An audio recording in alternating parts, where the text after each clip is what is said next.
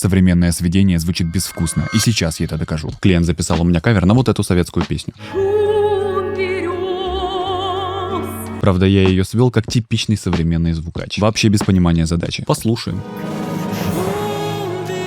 Ну да, вокал чистый, резонансов нет. Но звучит скучно, бесхарактерно.